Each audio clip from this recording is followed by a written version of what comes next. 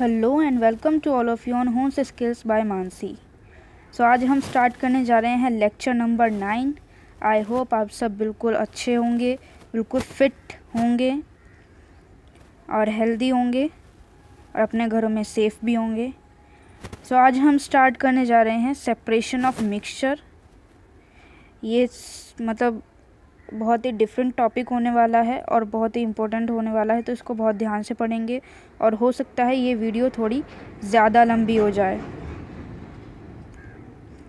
तो आपको बहुत ही अच्छे से पढ़ना है। तो हो सकता है अगर आपको पूरी नहीं देखनी है तो आप थोड़ा कट कर करके देख सकते हैंगे, ठीक है। जैसे कि थोड़ा 10 मिनट का देख लिया, फिर थोड़ी देर बाद घूम घाम के आए, फिर थोड़ा 10 मिनट का देख लिया, इस तरीके से भी देख लो, लेकिन एक टॉपिक को पूरा कंप्लीट कर लेना, उसके बाद उठना, ठीक है। तो अब मैं स्टार्ट करने जा रही हूँ, ठीक है। तो अब हम पढ़ने वाले हैं सेपरेशन ऑफ मिक्सचर। देखो, जो मेथड इस्तेमाल होने वाले हैं मिक्सचर को सेपरेट करने के लिए, तो वो डिपेंड करते हैं कि आपके पास जो कॉन्स्टिट्यूएंट्स मिलकर बना है, जो मिक्सचर बना है कॉन्स्टिट्यूएंट्स मिलाकर, उनका नेचर कैसा है, उनके नेचर पर डिपेंड करते हैं। उसी के हिसाब से हम यहाँ पर क्या लगाएंगे, डिफरेंट प्रोसेस को लगाएंगे, या फिर हम डिफरेंट मेथड्स का इस्तेमाल करेंगे, ठीक है। नेक्स्ट पॉइंट में हमें ये बताया गया है कि अलग अलग तरीके के फिज़िकल प्रोसेसेस का इस्तेमाल होगा कॉन्स्टिट्यूएंट्स को अलग करने के लिए। मिक्सचर में से हमें कॉन्स्टिट्यूएंट अलग करना है, तो कुछ ऐसे मेथड इस्तेमाल होंगे जैसे कि सब्लिमेशन हो गया, मैग्नेट हो गया। मैग्नेट सॉल्वेंट मैंने आपको पढ़ाई रखा है, ठीक है। सॉल्वेंट डालकर हम डिज़ोल्व कर लेते हैं कंपोनेंट को, तो दूसरा हम फ़िल्टर करके अलग कर सकते हैं। और दूसरा नेक्स्ट मेथड है फिल्ट्रेशन, फिर सेंट्रीफ्यूगेशन हम आगे पढ़ेंगे, evaporation, crystallisation, chromatography, distillation et cetera. ये सारे आपको मेथड बता दिए हैं, ठीक है। ये हम मेथड इस्तेमाल करने वाले हैं। अब हम कंसिडर कर रहे हैं तीन केसेस कैसे, कि सबसे पहले हम सेपरेशन करेंगे दो सॉलिड्स का। अगर कोई मिक्सचर बना है दो सॉलिड्स का, हम उनको कैसे सेपरेट करेंगे, ठीक है। जैसे अगर कोई मिक्सचर बना है सॉलिड एंड लिक्विड का, यानी कि सॉलिड यहाँ पर सोल्यूट है और लिक्विड यहाँ पर सॉल्वेंट है, तो अगर सॉलिड एंड लिक्विड का कोई मिक्सचर है तो उन दोनों को हम कैसे अलग अलग करेंगे, ठीक है।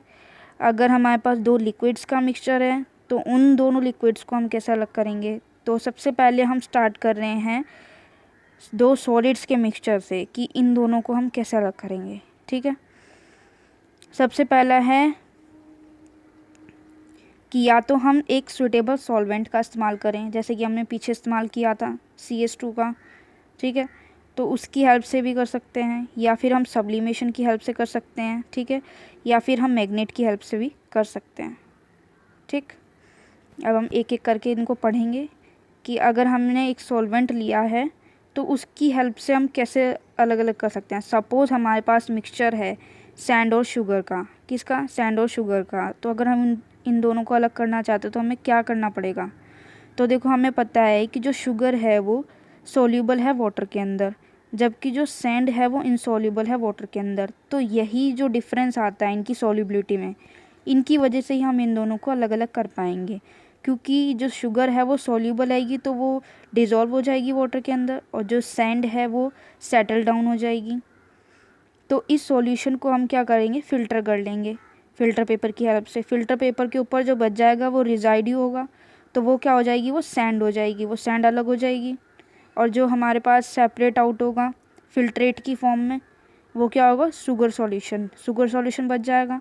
तो शुगर सॉल्यूशन में से हम वाटर को इवेपोरेट कर देंगे, ठीक है।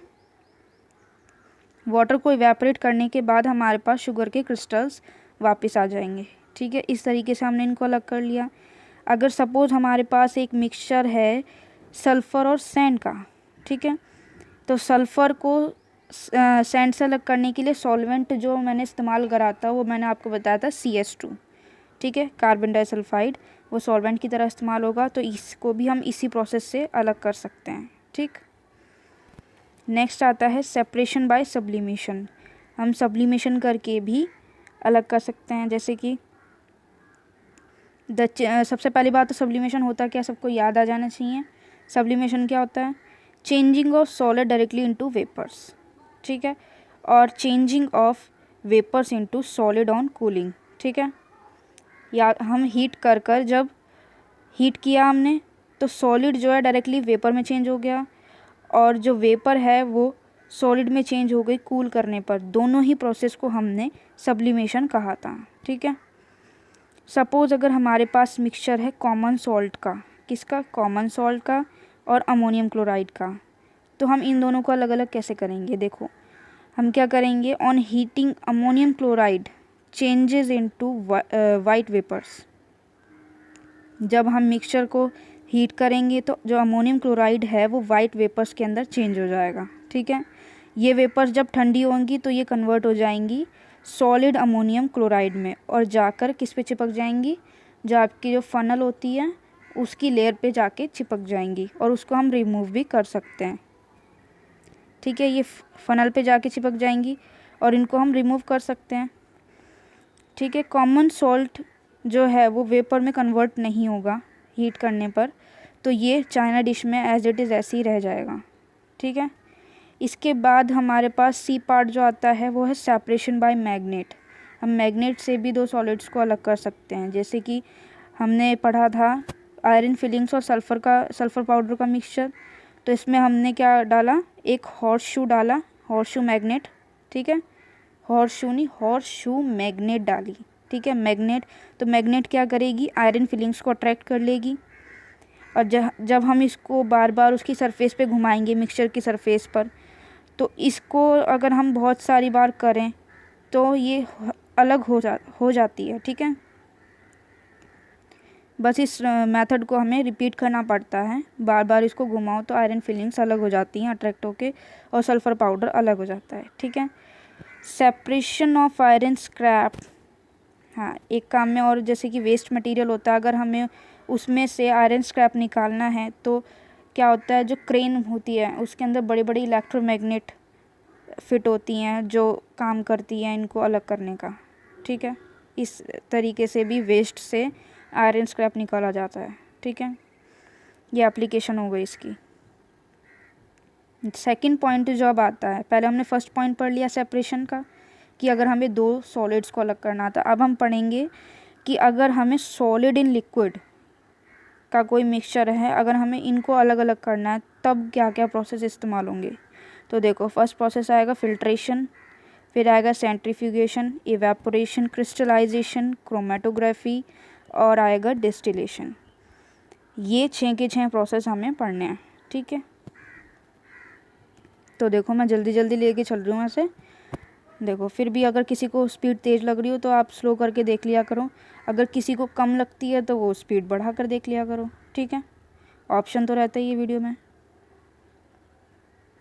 देखो, फर्स्ट है आपका सेपरेशन बाय फिल्ट्रेशन। तो फिल्ट्रेशन क्या है? एक प्रोसेस है जिसको हम इस्तेमाल करते हैं इनसॉल्युबल, ये यहाँ पर इनसॉल्युबल है, इसको नोट कर लेना सही से, इनसॉल्युबल सब्सटेंस को लिक्विड से अलग करने का प्रोसेस है, ठीक है। जैसे कि आपका चॉक और वाटर है, आपस में मिक्स होते हैं, ठीक है।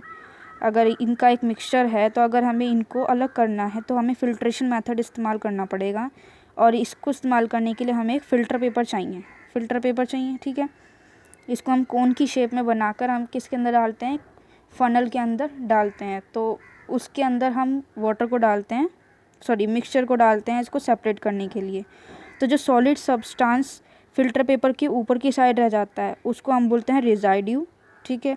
और जो हमें लिक्विड ऑब्टेन होता है उसको हम बोलते हैं फ़िल्ट्रेट, ठीक है। तो फ़िल्ट्रेशन, नोट पॉइंट ये है कि फ़िल्ट्रेशन आपका इस्तेमाल होगा सिर्फ इनसॉल्युबल सब्सटेंस को सेपरेट करने के लिए। अगर लिक्विड में कोई इनसॉल्युबल सब्सटेंस है उसको अलग करने के लिए फ़िल्ट्रेशन मेथड का इस्तेमाल किया जाएगा, but can not remove any solid substance from solid substances which are dissolved in liquid, ठीक है। लेकिन अगर कोई भी सॉल्युबल सब्सटेंस है, सॉलिड सब्सटेंस है, उसको हम रिमूव नहीं कर सकते वाटर के अंदर से या फिर लिक्विड, कोई भी लिक्विड के अंदर से, ठीक है। सपोज़ यहाँ पर अगर हम ले रहे हैं एक एप्लीकेशन के तौर पर फ़िल्ट्रेशन ऑफ ड्रिंकिंग वाटर, ठीक है।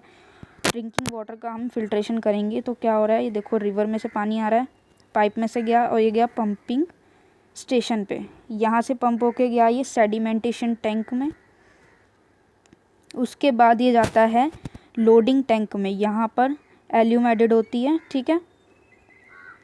इसके बाद लोडिंग टैंक से ये ट्रांसफ़र होता है फिल्ट्रेशन टैंक में, इसके अंदर आपका ग्रेवल्स होते हैं, ठीक है, और उसके ऊपर आता है फाइन सैंड, इसके अंदर से गुजर के जाता है ये, तो यहाँ से जब जाता है तो प्योरीफाई होकर जाता है, ठीक है। फिर इस वाले टैंक में, यानी कि ये जो क्लोरीनेशन टैंक है, इसके अंदर क्लोरीन गैस पास कराई जाती है ताकि इसके अंदर जो भी जर्म्स हैं वो किल हो सकें, ठीक है।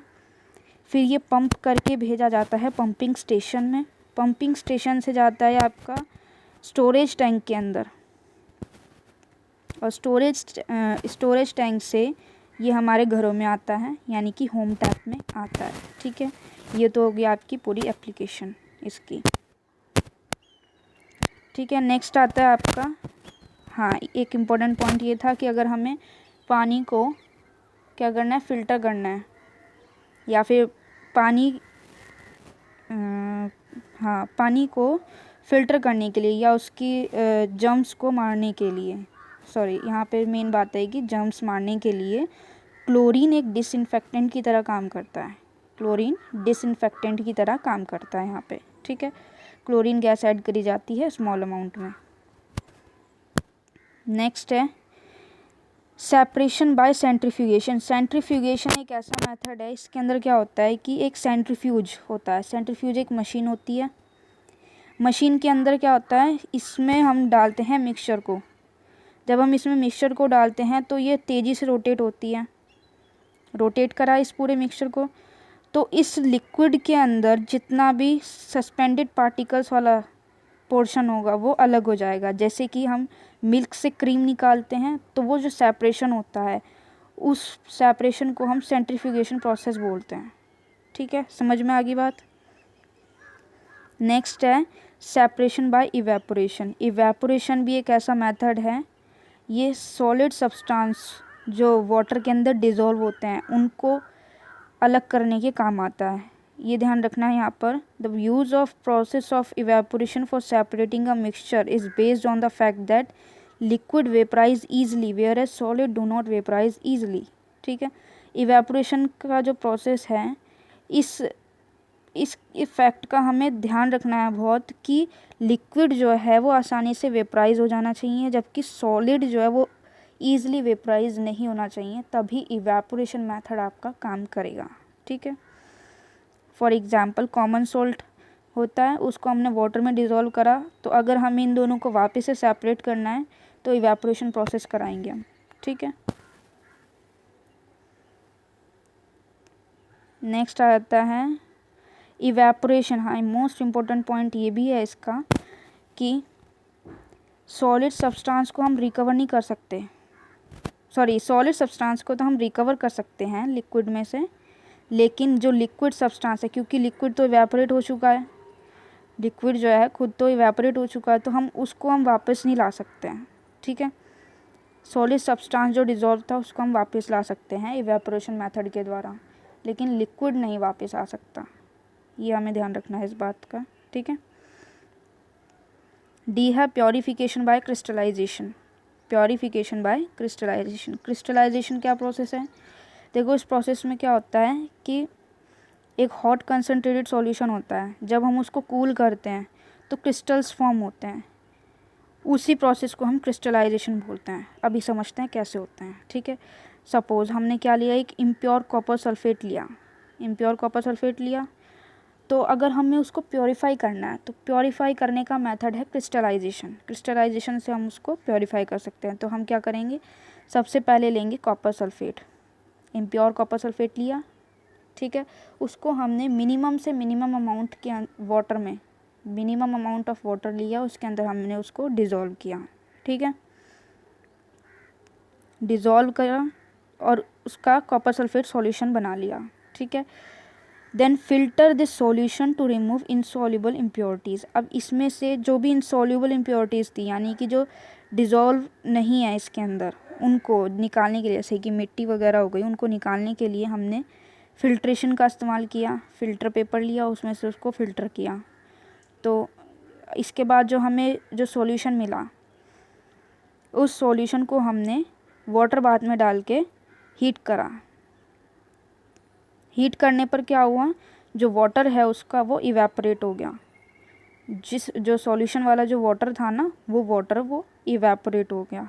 तो उसके बाद कुछ क्रिस्टल्स बनने स्टार्ट हो जाते हैं। जैसे क्रिस्टल्स बनने स्टार्ट होते हैं उस चैम्बर के अंदर, तो हम हीटिंग करना बंद कर देते हैं, ठीक है, और उसको थोड़ी देर ठंडा होने के लिए छोड़ देते हैं, ठीक है। उसके बाद हम देखते हैं कि प्योर कॉपर सल्फेट के क्रिस्टल फॉर्म हो जाते हैं।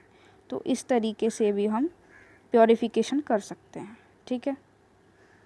नेक्स्ट आपके 2 मेथड बचे हैं, वो भी पढ़ते हैं। देखो, क्रिस्टलाइजेशन को बेटर टेक्निक माना गया है इवेपोरेशन से, क्योंकि क्या होता है जब यहाँ पर सॉलिड जैसे कि हो गया शुगर को हम डिकम्पोज करते हैं। डिकम्पोज मतलब ऑक्सीजन की प्रेजेंस में हम उसको हीट करते हैं, तो वो चार में कन्वर्ट हो जाता है और फिर ड्राई हो जाता है। तो ये प्रॉब्लम ना अराइज हो, तो इसकी वजह से क्रिस्टलाइजेशन ज़्यादा बेटर माना गया है, ठीक है। Soluble impurities do not gate removed in this process. Soluble impurities जो आएगी वो इवेपोरेशन वाले प्रोसेस में रिमूव नहीं होती थी, लेकिन इस प्रोसेस में जो क्रिस्टलाइजेशन प्रोसेस है इसके अंदर रिमूव हो जाती हैं, ठीक है। नेक्स्ट है सेपरेशन बाय क्रोमेटोग्राफी। क्रोमेटोग्राफी भी एक टेक्निक है। तो क्रोमेटोग्राफी एक ऐसी टेक्निक है जब हम सेपरेट करते हैं दो डिज़ोल्व्ड सॉलिड्स को। जब कोई स्मॉल क्वांटिटी के अंदर, मतलब बहुत ही स्मॉल क्वांटिटी में अगर दो सॉलिड्स प्रेजेंट है किसी सॉल्वेंट के अंदर, तो उनको हम क्रोमेटोग्राफी पेपर मेथड से अलग अलग कर सकते हैं। तो देखो, इसके अंदर जो इस्तेमाल होने वाला जो क्या कहते हैं इंस्ट्रूमेंट, समझो कुछ भी, तो यहाँ पर क्रोमेटोग्राफी पेपर है जो है, क्रोमेटोग्राफी पेपर वो इस्तेमाल किया जाता है इनको अलग अलग करने के लिए। और इसमें जो सेपरेशन होता है, ठीक है, the separation is based on the fact, किस फैक्ट पर बेस्ड है, दैट दो टू और more substance are soluble in the same solvent. एक ही सॉल्वेंट में दो या दो से ज़्यादा सब्सटेंस सोल्यूबल हैं अगर, बट उनकी सोल्यूबिलिटीज़ में भी डिफरेंट, उनकी सोल्यूबिलिटी डिफरेंट हो सकती है, ठीक है। फॉर एग्जांपल ब्लैक इंक है, ब्लैक इंक जो है मिक्सचर है किसका, अलग अलग डाइज़ का, ठीक है, और इसको हम पेपर क्रोमेटोग्राफी से अलग अलग करेंगे। तो इसको अलग अलग करने के लिए देखो क्या करेंगे हम, एक हमने थिन पेपर क्रोमेटोग्राफी पेपर की वो ली स्ट्रिप, इस पे हमने एंड से ऊपर थोड़ा 3 सेंटीमीटर अबव, 3 सेंटीमीटर अबव हमने एक लाइन ड्रॉ करी। लाइन ड्रॉ करने के बाद हमने क्या करा, यहाँ पर ड्रॉप डाली अपने इसके जो ब्लैकिंग क्या उसकी हमने ड्रॉप डाली, ठीक है, ड्रॉप डाली और उसको हमने सेंटर, बिल्कुल लाइन के जो बिल्कुल सेंटर है उस पर हमने ड्रॉप डाली और उसको हमने सुखाया। ऐसे ही हम 2-3 बार करेंगे, ड्रॉप डालेंगे, उसको अच्छे से सुखाएंगे, ड्रॉप डाली, सुखाया, ठीक है, 3-4 बार ऐसे कर लिया। उसके बाद हमने क्या करा, उस जो स्ट्रिप है उसको हमने एक टॉल ग्लास के अंदर डाला, टॉल ग्लास जार। ये ग्लास जार जो है इसको हम बोलते हैं क्रोमेटोग्राफी चैम्बर। इसके अंदर थोड़ा वाटर होगा, थोड़ा सा वाटर होगा, इसके अंदर हम इसको डालेंगे, ठीक है, और ये यहाँ पर है। अब हम देखेंगे कि वाटर जो है ये अपने आप मूव करेगा ऊपर की साइड, ठीक है, थोड़ी देर तक हम इसको छोड़ देंगे, ठीक है। ये आपका क्रोमेटोग्राफी चल रहा है प्रोसेस। अब होगा क्या इसके अंदर, आप आगे पढ़ते हैं। When the drop of ink has dried, the filter paper strip is lowered into tall glass jar। ये हमने डाल दी इसके अंदर थोड़ा सा वाटर होगा, ठीक है। अब हम देखेंगे कि वाटर जो है अचानक से राइज़ करने लग गया है फ़िल्टर पेपर में, जो फ़िल्टर पेपर वाली स्ट्रिप है उससे राइज़ करने लग गया है, और इस राइज़ को हम बोलते हैं कैपिलरी एक्शन। ये जो कैपिलरी एक्शन है ये आप क्लास 11th में पढ़ेंगे फिज़िक्स के अंदर, ठीक है। तो अब होता क्या, जैसे कि वाटर इसमें मूव करता है it takes along the dyes present in the ink. जो भी इंक के अंदर डाइज होती हैं, जो भी इंक के अंदर डाइज प्रेजेंट होती है उनको अलग अलग करने का काम करेगा। देखो जो सबसे ज़्यादा सॉल्यूबल होगी, जो उनसी डाइज सबसे ज़्यादा सॉल्यूबल होगी वो तेज़ी से डिज़ोल्व होगी वाटर में और ऊपर चली जाएगी। ये है ना आपका ये, तो ये तेज़ी से डिज़ोल्व होएगी और ऊपर चली जाएगी और यहाँ पर एक स्पॉट छोड़ेगी, ठीक है। और जो इससे धीरे होएगी, यानी कि जो थोड़े देर बाद डिज़ोल्व होएगी, वो भी जाएगी ऊपर और उससे थोड़ा नीचे बनाएगी स्पॉट। इस तरीके से अलग अलग डाइज स्पॉट बनाएंगी, ठीक है। एक कलर्ड स्पॉट बनाएंगी पेपर पे, ठीक है। Less soluble dye dissolve little later, थोड़ी देर बाद डिज़ोल्व होएगी और ये भी एक कलर्ड स्पॉट बनाएगी, ठीक है, उससे नीचे बनाएगी। All the dyes present in black ink get separated. जितनी भी डाइज होंगी इस तरीके से सेपरेट हो सकती हैं। अब ये सेपरेशन हमने पढ़ लिया, अब हम पढ़ेंगे कि क्रोमेटोग्राफी की एप्लीकेशन की कहाँ कहाँ इस्तेमाल होता है। क्रोमेटोग्राफी कलर्ड सब्सटेंस को सेपरेट करने में इस्तेमाल होता है, ठीक है। जो कलर्ड सब्सटेंस का सॉल्यूशन होता है उसमें से अगर हमें अलग करने हैं कलर्स तो उसके लिए इस्तेमाल होता है। फोरेंसिक लैब में इस्तेमाल होता है कि अगर हो सकता है कि स्टमक वगैरह में बहुत ही स्मॉल अमाउंट में कोई पॉइज़न वगैरह तो नहीं है, तो उसको ट्रेस करने के लिए इस्तेमाल होता है या उसको डिटेक्ट करने के लिए इस्तेमाल होता है।